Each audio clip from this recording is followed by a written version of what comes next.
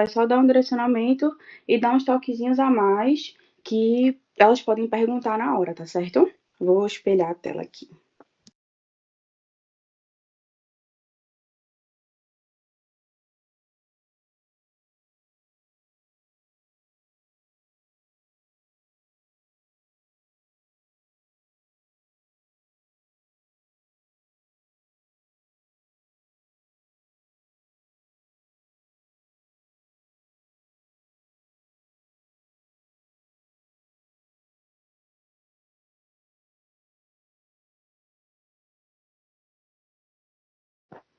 Ó, eu vou ficar com o microfone ligado. Qualquer dúvida, vocês podem ficar mandando no chat, porque eu não vou estar conseguindo ver quando vocês levantarem a mão, tá?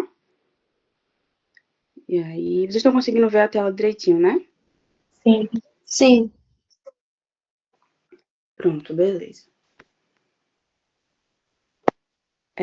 Só uma coisa. Veja, vou fazer essa reunião aqui, essa revisão. Se eu me confundir em uma coisa, se eu errar alguma coisa, vocês me interrompem. Pode ligar o microfone, pode me interromper, tá certo? Eu tô muito cansada. Se eu deixar passar batido alguma coisa, vocês me interrompem, tá bom?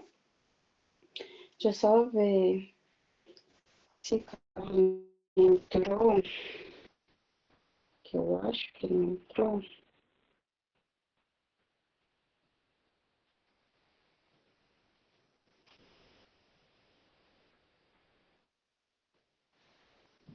Pronto, mas não tem nada não. Eu vou começando, tá bom?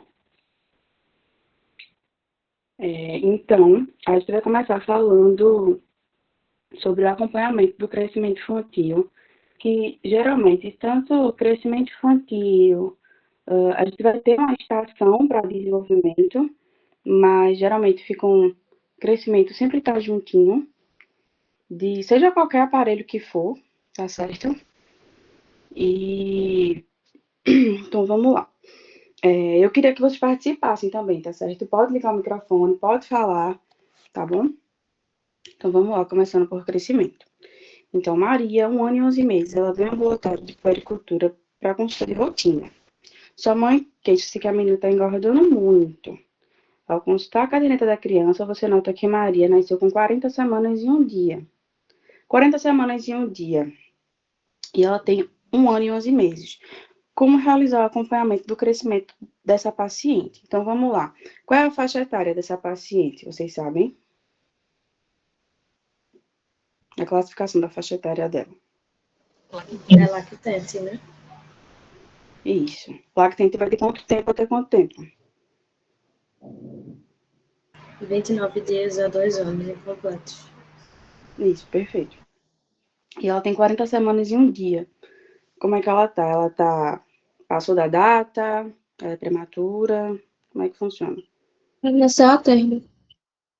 Perfeito. Ela tá em um termo pleno, certo?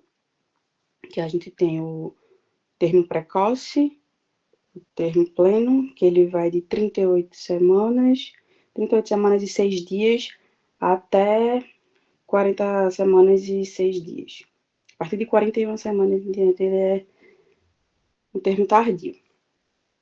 E aí, ok, como realizar o acompanhamento do crescimento dessa criança? Então, o que a gente faz? Eu coloquei aqui a faixa etária para a gente dar uma lembradinha, porque elas sempre perguntam, sei lá, você pode estar na estação de cardio e ela vai perguntar qual a faixa etária desse paciente. São algumas cabines, né, na tutoria, e cada tutoria a gente só vai para uma, não passa por todas igual o ensaio, uma por uma. Na minha prova, pelo menos eu fiquei com o respiratório. E na minha avaliação, tinha o caso clínico de um paciente, e além disso, o paciente era um paciente prematuro, eu tinha que fazer a idade corrigida dele, eu tinha que colocar ele na curva. O caso clínico dele, a queixa dele era respiratória, eu tinha que saber o que está alterado e dizer como é que eu faço todo a semiologia do aparelho respiratório daquele paciente adequada para a faixa etária dele também. E nisso envolvia a pergunta do crescimento dele. Então vamos lá. Aqui tá a faixa etária para vocês darem uma lembradinha, tá certo? Eu vou mandar esses slides para vocês no finalzinho, tá bom? E eu mando para Milena, Milena manda para vocês. E, de certa forma, para avaliar o crescimento de qualquer paciente na faixa etária pediátrica, a gente tem que pegar o peso, a altura, o comprimento, IMC, perímetro cefálico, perímetro torácico e estadiamento puberal. Sendo que alguns vão variar. Nem sempre a gente vai fazer. Vocês têm noção do que nem sempre a gente faz, ou o que a gente faz até qual idade? Perímetro torácico e estadiamento puberal. Isso. A altura, a gente pega sempre do paciente. Não. Até 2 anos é comprimento, se eu não me engano. Isso, perfeito. Então, vamos lá. De certa forma, a gente tem aqui uma tabelinha onde tem um resumo para a gente lembrar. Então, de 0 a 2 anos, a gente sempre vai pegar o peso, o comprimento, o IMC, o perímetro cefálico e o perímetro torácico. Outras coisas, como, por exemplo, a altura, a gente só começa a medir a partir dos 2 anos de idade, tá bom? E em diante.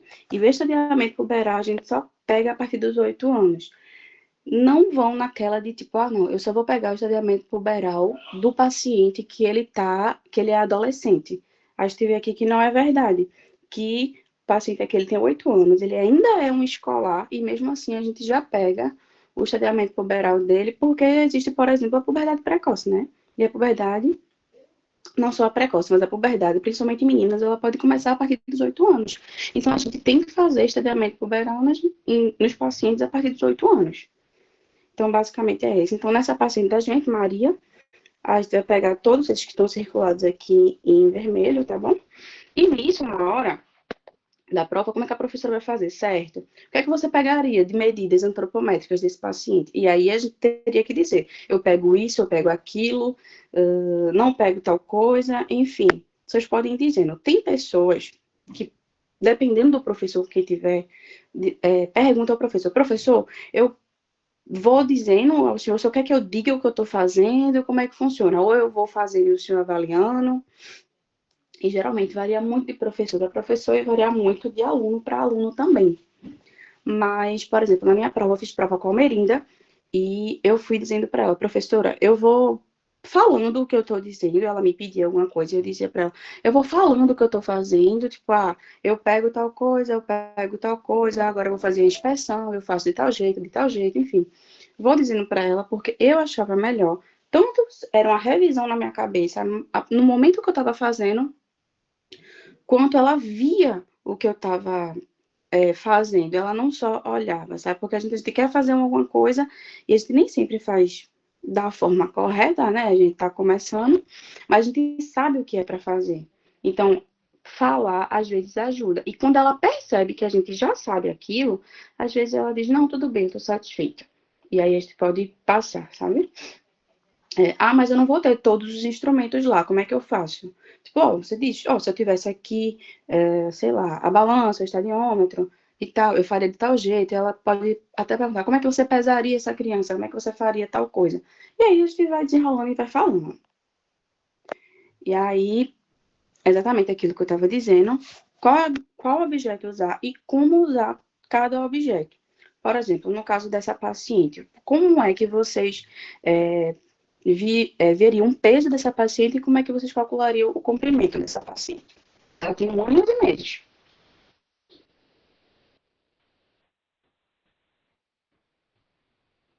Balança de mesa. E eu esqueci o nome do negocinho aqui, mas é esse que tá mais à direita. Pronto, é o estadiômetro. A gente vai usar justamente a balança pesa bebê e o estadiômetro. E a gente sempre tem que falar, porque ela pergunta assim, como é que você pesaria sua criança? Tá aqui a balança, como é que você pesaria? E aí a gente tem que dizer, eu tiraria toda a roupa do paciente, eu ligaria a balança e iria tarar a balança. Aí eu diria, a balança está na superfície reta, já tarei a balança e o bebê está sem roupa, preferencialmente.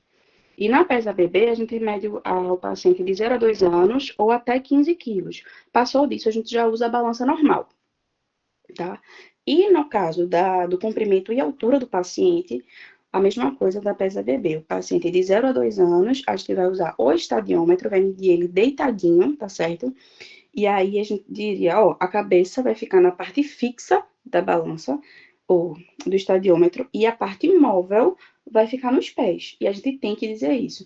E aí você vai dizendo, ó, eu pediria aqui para a mãe segurar na cabeça dele, eu flexionar, deixava retinho o pé dele e iria com a parte móvel medir a criança. Pronto, basicamente é isso. Altura e peso é isso. E na outra, essa. Ah, meu Deus, não, que fala, balança não. Que pega a altura da criança é o que fica colado na parede, me fugiu o nome agora. Essa régua de Parâmetro parede. de parede. Isso. E aí você diria que colocaria os dois pezinhos da criança encostados, rentes na parede, sem acessório de cabelos, sabe? E com o peito estufado, com os ombros encostando, tal, na parede, e veria a altura da criança, certo? Descalço, tá bom? E basicamente é isso. No Notion, eu acho que tem algum. Como é o nome daquilo? Algum resumo que tem falando, tipo, literalmente por extenso, como você falaria, né, na hora da prova. Isso é bem bacana. Se eu achar, eu mando pra vocês, mas tá lá disponível no Notion, é só vocês abrirem lá que vai estar lá. Então, tá aqui também. Mas ver, de qualquer forma, tá aqui, ó, o peso. Balança superfície reta. A gente tem que lembrar de zerar e tarar a balança. Ou tarar a balança, a mesma coisa. Zerar a mesma coisa que tarar. Criança com o mínimo de roupa possível e sem fralda. Sentada ou deitada, apoiando todo o corpo na balança. Depende também do tamanho da criança, se você vai preferir sentada ou deitada. Na hora vocês veem, decidem, mas isso é detalhe. Não precisa se aprofundar nisso, não. Já no comprimento, é a criança deitada, no caso do estadiômetro, tá certo? Nisso daqui, em relação ao peso, a gente tá falando da pesa bebê, e do comprimento, a gente tá falando do estadiômetro, o móvel. E aí, sem acessório na cabeça, juntar os joelhos, retificar as pernas, deslizar a parte móvel até os pés ficarem 90 graus. Vocês não precisam, sabe, dessa técnica de professor, eu deslizo na parte móvel até os pés ficarem 90 graus, rente a parte móvel. Tipo, você diria, ó, vou colocar aqui, deslizar até a parte móvel, até o pé ficar retinho. E aí, elas são bem compreensíveis nesse sentido, tá bom? Então, basicamente, de antropometria vai ser isso, tá? No exame, a gente viu que ela tem 10 quilos, 86 centímetros, o IMC dela tá ali no 13,52 quilos e o perímetro cefálico dela é 47 centímetros. Geralmente, assim, na prova, você tá ali fazendo a prova e geralmente ela solta, e qual é o perímetro cefálico normal de quando a criança nasce? E aí você tem que responder. O perímetro cefálico normal, assim, normal não, mas em média de uma criança, quando ela nasce, de um recém-nascido, é ali entre os 35 centímetros, tá? E a gente vai colocar ela na curva também, então as curvas não, as tabelas das curvas vão estar lá todas disponíveis pra gente, tá certo? Só não vai estar a medida lá, né, o número certinho, tipo, se tá adequado, se tá abaixo, se tá acima, se tá elevado, enfim. Não vai ter isso escrito de fato, como tem na caderneta da criança, mas vai ter lá. Então é bom decorar tanto o percentil quanto o scorezinho. E aí, como é que a gente classifica essa paciente? Com esses dados aqui que a gente tem. Vai estar o caso clínico lá em cima da mesa e vai estar esses dados pra gente. E aí, quando eu escrever o gráfico de perímetro cefálico, aí vai estar lá pra gente. Sendo que uma coisa que é muito interessante, que eu tava fazendo esses slides e eu falei assim, assim, tá muito fácil. Será que pra mim foi assim? E eu não tava lembrando, mas quando for lá na frente, tem a tabela exata que elas usam. Que é uma tabela que ela, se eu não me engano, ela é em percentil.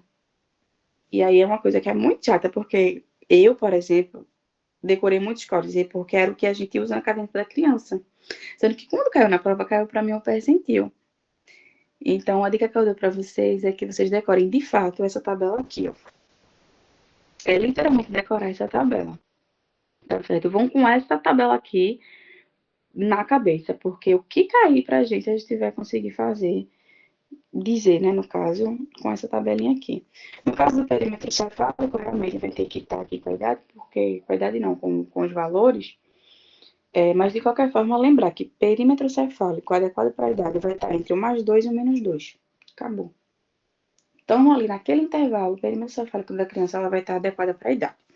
Então, a nossa paciente ela tem 47 centímetros, a gente colocou ela aqui na curva e viu que ela está com perímetro cefálico adequado para a idade. Beleza. Aí, quando a gente foi ver lá, a gente viu que o peso dela, ela tem parece que é 13,52 o peso dela, o IMC dela, desculpa. E aí, quando a gente coloca isso aqui é o peso para a idade, mas tem IMC para a idade aqui. Tem aqui. Pronto, IMC para a idade, de 0 a 2 anos. E aí a gente coloca ela na curva e vai classificando ela. A mesma coisa com o peso, e a mesma coisa também com o comprimento. Lembrar que essa tabela não vai estar com esses dados aqui em cima. Ó. Peso para a idade de 0 a 2 anos. Não vai estar com esses dados, vai estar em percentil.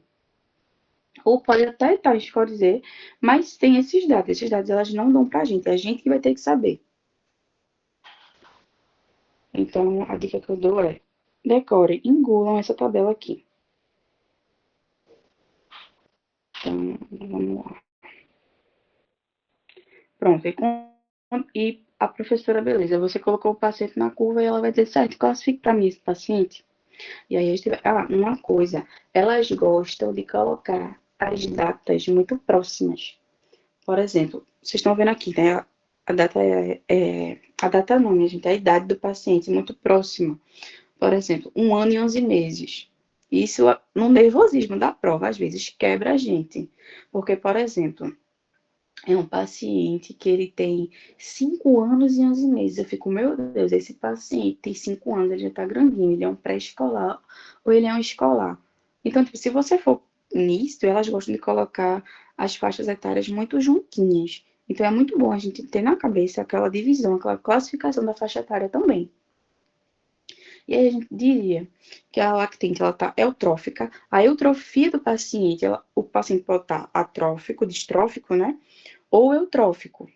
Se o IMC dele está adequado para a idade dele, ele vai ser um lactente eutrófico, que nem a gente viu. Então, beleza. Lactente eutrófico com perímetro cefálico adequado para a idade, peso adequado para a idade e comprimento adequado para a idade. Se fosse uma criança com baixo peso, a gente diria com baixo peso, com a magreza elevada, sabe? A gente iria colocando de acordo com a classificação do paciente em si. Então, basicamente, de crescimento para o paciente, é isso que a gente tem que lembrar. Tá com as curvas na cabeça, tá com a tabela na cabeça, com a faixa etária do paciente na cabeça. Certo? De crescimento é isso. Tudo bem aqui, até agora? Posso continuar? Pode sim, Juliana. Beleza. Qualquer coisa vocês me interrompem, tá? Pronto, agora acompanhamento do desenvolvimento infantil. Essa estação, no semestre passado, ela foi com a professora Sophie e na hora lá da prova, isso foi o que o pessoal fez, né? A prova e eles estavam falando, o pessoal da sala. E a caderneta dos marcos do desenvolvimento do paciente vai estar lá para a gente. Tá certo? Vai estar lá em cima. Então, a gente não precisa decorar os marcos do desenvolvimento do paciente, não. Porque vai ser disponibilizado para a gente. Outra coisa também. Idade corrigida do paciente. Quando eu corrigir a idade do paciente, eu coloco na curva a idade corrigida do paciente. Eu não coloco a idade cronológica, tá bom? Lembra disso. Lembra que foi exatamente onde eu perdi ponto. Eu corrigi a idade do menino, eu escrevi a idade corrigida do menino, só que quando eu fui colocar na curva, eu não coloquei a corrigida. Eu coloquei a cronológica, e com isso eu perdi ponto. E isso era a estação de respiratório, tá? Mas enfim. Vamos lá. Antônio nasceu com 27 semanas e 3 dias. E vem para consulta após 6 meses e 21 dias de seu nascimento. Qual a idade corrigida desse paciente? Então, o que acontece? Antônio, ele é um prematuro extremo. Prematuro extremo é aquele paciente que nasce abaixo de 28 semanas. E para esse paciente, a gente vai fazer a correção de idade dele Ele vai ficar em alerta para o desenvolvimento até os 3 anos de idade.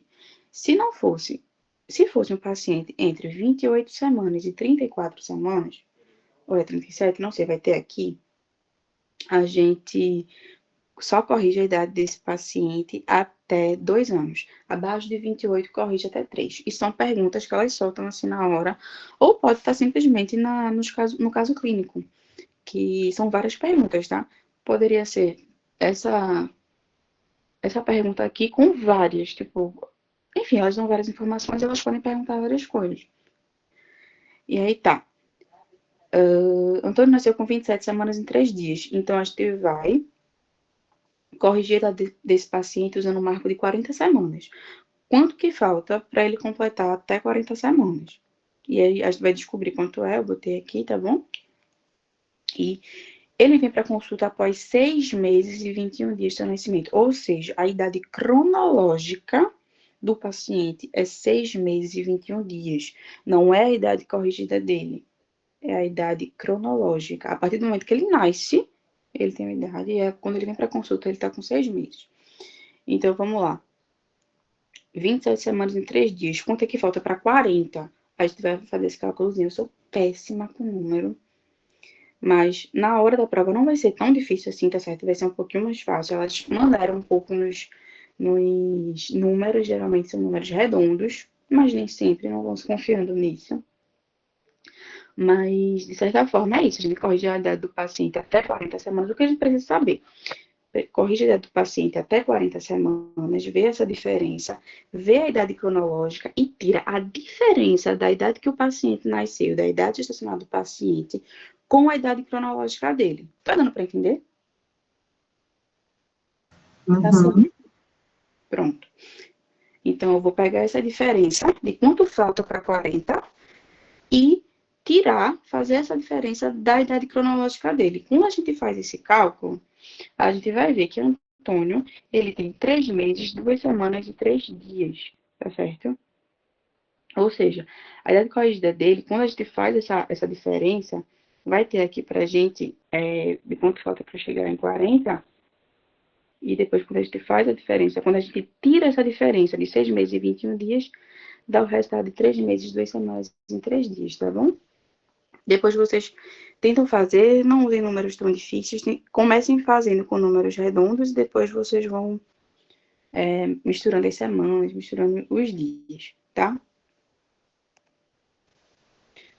E aí a paciente não, desculpa, a professora, ela pode perguntar pra gente até quando a gente corrige, o porquê a gente corrige a idade desse paciente e se a idade corrigida do paciente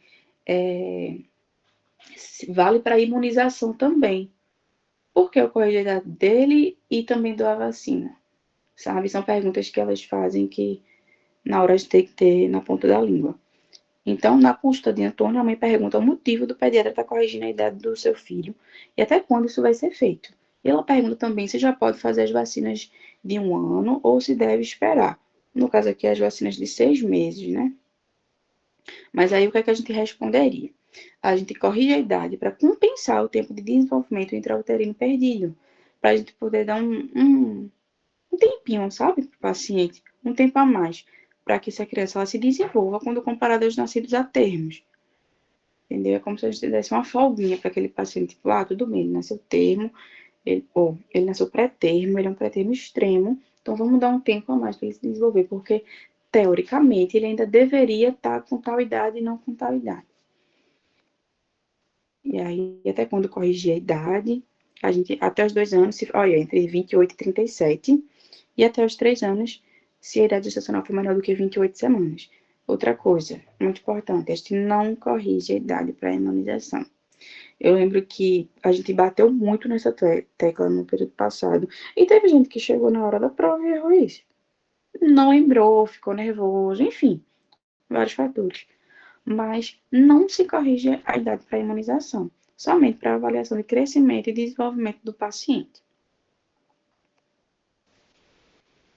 E aí, nesse caso, diante da prematuridade do paciente, a gente decidiu ficar atento durante a avaliação do desenvolvimento neuropsicomotor desse paciente. E aí, como é que a gente avalia? A gente avalia basicamente com os marcos do desenvolvimento, tá? É com aquela cadernetinha lá, aqueles marcos que vai estar disponível para a gente não precisa decorar.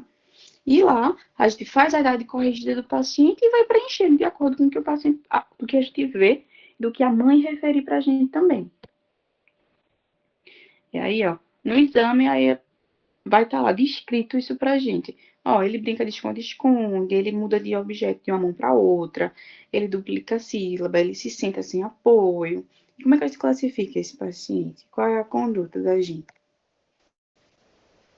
Então, aqui quando a gente vê, não está colocado os pezinhos na certa, tá bom? Mas de qualquer forma, a gente deveria estar usando a tabela, a outra tabela, acho que eu não tenho aqui, não tem. Que é a de 0 aos 3 meses, dos 6 meses. E aí estiver preenchendo, tá bom? E aí, se estiver presente, bota o P, se estiver ausente, a gente bota o A. Simples, tranquilo. Outra coisa. Esse paciente, pra gente, ele vai estar em alerta para o desenvolvimento. Por que ele vai estar alerta para o desenvolvimento? Alguém tem noção? Alguém sabe dizer o porquê?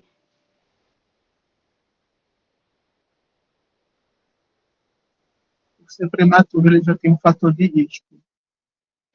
Exatamente. Esse paciente, ele tem... A gente considera o paciente em alerta para o desenvolvimento com provável atraso ou com desenvolvimento adequado, depende de alguns fatores. Dentre eles, eu tenho os fatores de risco, como prematuridade, o paciente fez uma hipóxia muito importante quando nasceu. Aí tem outros fatores de risco também, tá lá na cadernetinha, para a gente olhar. Que a gente tem que ficar atento. É importante a gente dar uma olhada nesses fatores de risco, porque esses fatores de risco vão estar jogados assim, dentro do caso. A idade gestacional também já é um fator de risco, enfim. E aí, todos os reflexos do paciente, o paciente ele tá ótimo, ele tá lindo, mas um dos fatores de risco está presente, que é a prematuridade extrema dele. E a prematuridade, né, de fato. Então, esse paciente ele vai ser considerado alerta para o desenvolvimento. E o que a gente faz? A gente orienta a mãe, ou o cuidador da criança, sobre como estimular melhor essa criança, né? A professora vai perguntar, certo, o que é que você faria? O paciente tá para você viu que ele tem alerta para desenvolvimento, o que é que você faz? Aí você diz, eu marco uma consulta de retorno em 30 dias, eu falo sobre os sinais de alerta para retornar antes e oriento como esse paciente ele deve ser estimulado para que ele se desenvolva compativelmente com a idade gestacional dele. A idade gestacional corrigida, tá? Não é a cronológica. Aqui, ó. Os fatores de risco. Prematuridade. Se ele foi um prematuro extremo, provavelmente ele foi uma criança que teve um baixo peso ao nascer, menos de 2.500. Se ele foi um prematuro extremo, provavelmente ele teve que ficar hospitalizado no período neonatal, tá certo? Então, geralmente uma coisa leva a outra e nem sempre eu vou ter só um fator de risco. Mas o fator de risco principal desse paciente, que foi dito no caso clínico, a gente não vai estar supondo, a gente vai olhar para o caso clínico. Nesse caso desse paciente é a prematuridade, que ele é um prematuro extremo, tá? Aqui seria o do provável atraso do desenvolvimento. É quando a criança, o perímetro cefálico dela está muito pequeno ou muito alto, ou seja, está menor do que -2 ou maior do que +2, tá? Ou essa criança ela tem a presença de 3 ou mais alterações fenotípicas, tá? Aqui as alterações. Fenda palpebral oblíqua, olhos afastados, implantação baixa de orelhas, lábio leporino, fenda palatina, que pode supor para a gente alguma síndrome genética, alguma síndrome congênita, que é necessário a investigação, porque provavelmente esse paciente já vai vir para a gente com alguma deficiência cognitiva, tá? Então, provavelmente ele vai estar com... Ele vai ter, é quase certeza que ele vai ter um atraso no desenvolvimento. Outra coisa também que a gente geralmente não lembra, mas tem que lembrar, é que eu vou ter uma ausência de um ou mais reflexos. Enfim, vou ter a ausência de um ou mais marcos do desenvolvimento na faixa etária anterior. E se a criança ela estiver na faixa de 0 a 1 mês, a gente vai considerar a ausência de um ou mais reflexos para sua... Cadê? para a sua faixa etária suficiente para essa classificação. Ou seja, se ele tem de 0 a 1 mês, a gente vai observar somente as de 0 a 1 mês. A gente não vai ir para outra, sabe? Tipo, para anterior. Porque, por exemplo, se o paciente tem 6 meses, eu posso olhar o desenvolvimento dele com 4 meses para ver se algum estava ausente, enfim. Às vezes é só um paciente que, para a gente não colocar de cara, provável atraso no desenvolvimento.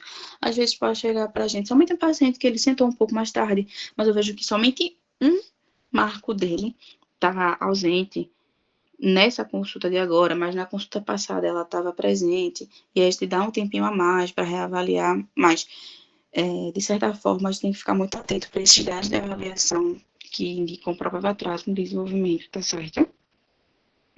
E sempre olhar a faixa etária anterior para ver se tem alguma ausência e se essa ausência ela se repete, tá? A frequência dessa ausência. E aqui seria o desenvolvimento adequado, as condutas, que é basicamente dado prova atrás do desenvolvimento, que é acionar a rede de atenção especializada, né, que geralmente vai ser uma equipe multidisciplinar, para entrar junto com esse paciente, para fazer ele se desenvolver, para tentar reduzir esse atraso no desenvolvimento dele, tá? E se o paciente tem todos os reflexos e posturas presentes para sua faixa etária, não tem nenhum fator de risco, a gente fala que esse paciente está com desenvolvimento adequado. A gente elogia a mãe, a gente orienta para que ela continue estimulando, retorna ao acompanhamento de acordo com o serviço e também informar a mãe, sempre dar uma educação em saúde a ela, né? Falando sobre os sinais de alerta para retornar o quanto antes, caso o paciente venha apresentar. Pronto, a gente fechou a parte de desenvolvimento. Alguma dúvida até aqui ou eu posso continuar? Tudo certo, pode continuar. Não, tudo certo. Pronto, a gente vai para exame físico geral agora. Essa parte aqui de exame físico geral, eu não lembro quem foi que ficou, o professor que ficou na prática da gente. Mas, de certa forma, o exame físico geral é aquele exame físico geração que a gente está acostumado a fazer mesmo na semiologia. Lembrar que, nesses casos, ela pode, mesmo sendo uma estação de exame físico geral, ela pode perguntar a faixa etária a classificação da faixa etária desse paciente, perguntar se para a gente esse paciente ele está, como é que se diz, taquipneico, se ele está dispneico, como é que eu avalio isso, como é que eu vejo isso, tá certo? Então vamos lá. Fred, 3 anos e 4 meses, vem à emergência do hospital e namora com quadro de diarreia e vômito há 3 dias. Mãe refere que a redução da atividade, que ele teve uma redução da atividade e teve febre nessa manhã. E lá, quando a gente está avaliando o paciente, a gente vê que ele está com 13 quilos, que ele está febril, ele está com 38,3 de febre, estado geral regular, hipoativo, reativo, febril, desidratado, 2 cruzes em 4, paniquitério, cianótico, pulsos finos e rápidos, sem edema em membros inferiores e sem linfonodomegalia. Linfonodomegalia pode aparecer para a gente também como adenomegalia, tá bom? E aí ele vai dar a descrição do exame físico do paciente, que é basicamente isso aqui. A gente tem que ficar atento à frequência respiratória, porque ela pode perguntar, não só pode, como talvez quem ficar em respiratória, ela vai perguntar qual é a frequência respiratória, a média de frequência respiratória adequada para a idade daquele paciente, que não é baseado na faixa etária, tá certo? Eu coloquei aqui a divisãozinha também. Não sei se aqui em exame físico geral foi em aparelho respiratório que eu coloquei, mas tá aqui a tabelinha. É bom a gente decorar também qual a frequência respiratória é a base para a gente ficar atento quando o paciente está taquipneico, tá bom? Outra coisa também, frequência cardíaca. Frequência cardíaca é uma coisa que a gente tem que ficar de olho também, saber as referências de acordo com a idade do paciente, tá bom? Para saber quando o paciente está taquipneico, ou taquicárdico, ou bradicárdico. E aí, a professora, no caso, minha gente, ela vai querer, se você sabe, examinar o paciente, ela não vai querer diagnóstico. Não quero saber se esse paciente está com verminose, se ele está fazendo quadro de abdômen agudo. Não é isso que ela quer saber se você sabe avaliar aquele paciente semiologicamente, tá? E se você sabe descrever o exame e perceber o que está possivelmente alterado. E aí, aqui na descrição do exame abdominal, eu vou ter um abdômen semigloboso, flácido, depressivo, endolopalpação, sem visceromegalia e sem sinais de retenção peritoneal. Vamos lá, continua. E aí, primeiro, a gente vai classificar o paciente ao peso dele. O paciente tem 13 quilos e ele tem 3 anos e 4 meses. E aí, pronto. A tabela que eu falei para vocês que ela usa é essa daqui, ó. Vocês estão vendo que ela tá em percentil e ela não tem dizendo pra gente se o paciente ele tá adequado, tá acima, tá abaixo, tá eutrófico, não tá eutrófico, tá magro, enfim.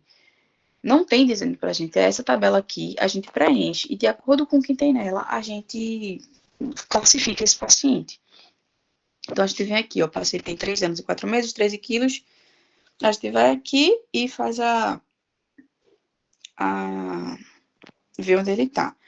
E quando a gente vê aqui, é um paciente que ele está no percentil 3 e 15. Entre o percentil 3 e 15. Vou voltar aqui para vocês darem uma olhadinha de novo. Ó, aqui, ó, nesse último aqui de baixo. 3 e 15. E sabe por que é importante a gente decorar isso aqui? Porque quando a gente vê paciente aqui já tá abaixo do 15, a gente fica, caramba, será que esse paciente ele tá com baixo peso? Sendo que quando a gente olha para a tabela que a gente vê o paciente que está no percentil 3 e 15, a gente vê que o paciente está adequado para a idade. Aí por isso que é importante a gente ter essa tabela em mente. Porque é esse gráfico aqui que ela usa, que não ajuda a gente em nada, e é colocado em percentil. Então é importante decorar tanto o percentil quanto o Z-score. E aí a gente vê que o paciente, apesar de estar aqui bem baixo, ele é um paciente que está com peso adequado para a idade. E aí ela vai estar lá também a tabelinha para gente, o caso clínico. E, se eu não me engano, são 3 minutos por pessoa na prova. Mas eu lembro que foi bastante tempo, assim, e ela deixa a gente bem à vontade, sabe? Não é tão bicho de 7 cabeças, não. Aí, beleza, a gente classificou o menino em relação ao peso dele. E aí ela vai perguntar pra gente quais são as alterações. Vai perguntar não, né? Isso vai estar descrito no papel. E aí você vai ler, vai dizer quais são as alterações do exame físico geral dessa criança. Aí você então, o que eu percebi foi isso, aquilo, que basicamente é isso aqui, ó.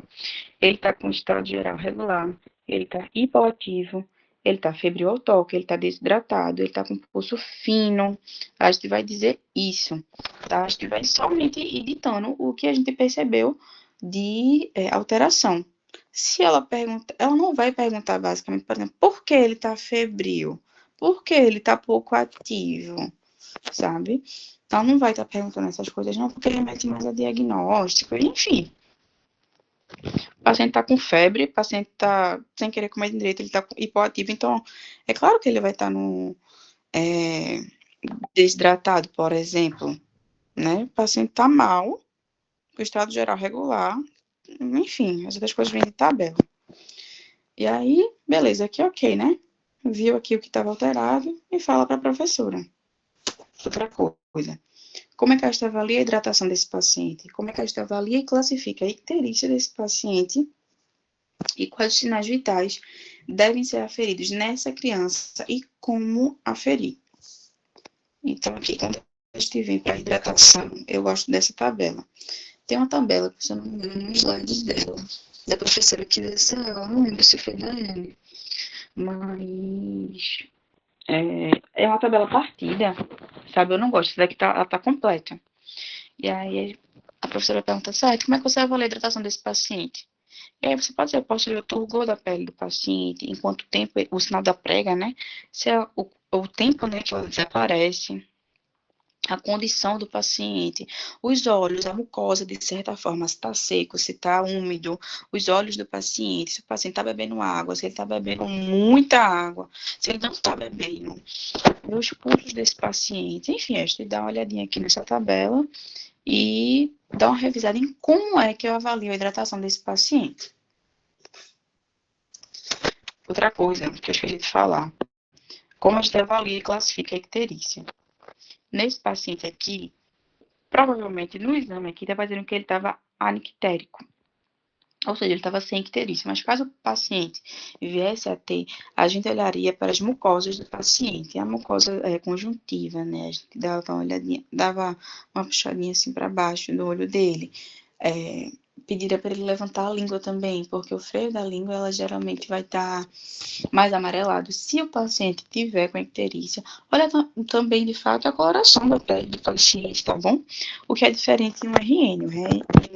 Em um RN, a icterícia ela é dividida em zonas, tá certo? Eu esqueci de colocar aqui para vocês, mas depois eu posso mandar a foto. Que, assim, não acho que caiu em nenhuma prova, porque, tipo, em nenhuma estação, no caso. Isso é bem específico. Provavelmente vocês vão ver no próximo período no módulo de NEO, neonatologia. Mas eu avalio e classifico a icterícia baseado no que eu tô vendo e na mucosa do paciente, enfim. Outra coisa, quais sinais vitais eu devo aferir nessa criança e como eu afiro? Os sinais vitais que a gente afere nessa criança, a gente pode ver os pulsos dessa criança, tá certo? Geralmente os periféricos de membro superior, eu gosto de falar o radial, tá? Que ele é bom de sentir, a gente vai ver se ele tá firme, se ele tá simétrico, tá bom? Se ele tá cheio e simétrico. De membro superior, os radiais, e de membro inferior, posso pegar um antibial posterior ou posso pegar um pedioso, se a professora perguntar, certo? E eu fico sentindo mesmo, sentindo para ver se ele tá cheio, se ele tá simétrico, se ele tá quente, se um tá irregular ou mais regular, enfim. Qual a faixa de normalidade para a frequência respiratória dessa criança? E aí tá vendo que a gente não pode se basear naquela classificação da OMS. A gente tem que muda um pouquinho aqui. Por exemplo, o paciente abaixo de 2 meses, a frequência respiratória dele normal é de 60. Até 60, o paciente está respirando ali, de 60, tá ok. 2 meses a 1 ano, 50, tá ok. De 1 ano a 4 anos, 40, tá ok também. E a partir de 4 anos em diante, na verdade aqui ele bota adolescente e adulto. Aí foi até uma dúvida que eu tirei com a professora. Professora, e entre 4 anos e os 9 anos incompletos do paciente? Porque fica um hiato aí, né? Ela fez, não, acho que pode considerar ali uma média de 30, 35. Depende muito do caso do paciente, tá? Se o paciente ele tá com febre, se ele tá sem febre, se ele tá sentindo dor, enfim, se ele tá dormindo, tudo isso vai influenciar. Por exemplo, esse paciente da gente, ele é um pré-escolar, né? Ele está aqui entre 1 e 4 anos, ele tem 3 anos e 4 meses, e ele está com a frequência respiratória de 43. Eu posso dizer que ele está taquipneico? Depende, a gente vai olhar para o caso clínico dele. Se ele vier associado ao caso clínico dele uma queixa respiratória importante, a gente, qualquer alteraçãozinha mínima, a gente já fica de olho. Mas nesse caso daqui, o paciente ele fez uma febre, uma diarreia, não foi? Uma diarreia, enfim. Ele não tinha uma queixa respiratória. Então, a diferença ali de 3 inspirações, o menino respirou 3 vezes a mais. Ele tá apneico? Calma, não necessariamente. Tá? Então, é bom a gente ter essa tabelinha aqui, essa faixa de normalidade na cabeça também. Eita, agora acho que aqui já é Carly. Pronto, então, beleza, minha gente. Alguma dúvida de exame físico geral? Não, tudo certo. Tudo certo, Júlia. Pronto, beleza. Depois eu volto com vocês em aparelho respiratório, tá? E agora vai ser com Carly. Hoje eu tô para de... Ô, minha gente, tá dando muito eco. Se tiver, eu vou mudar de sala aqui. Tá tranquilo pra mim, viu? Tipo, Tá? Tá bom. Hoje tu para de apresentar aí para eu poder apresentar o meu? pronto, beleza. Deixa eu tirar aqui. Só um segundo.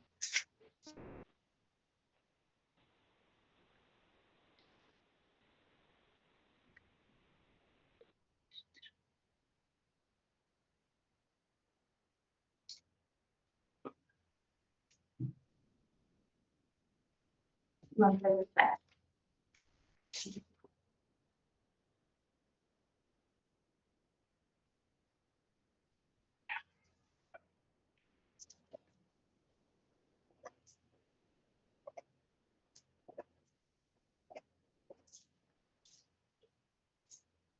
Uhum.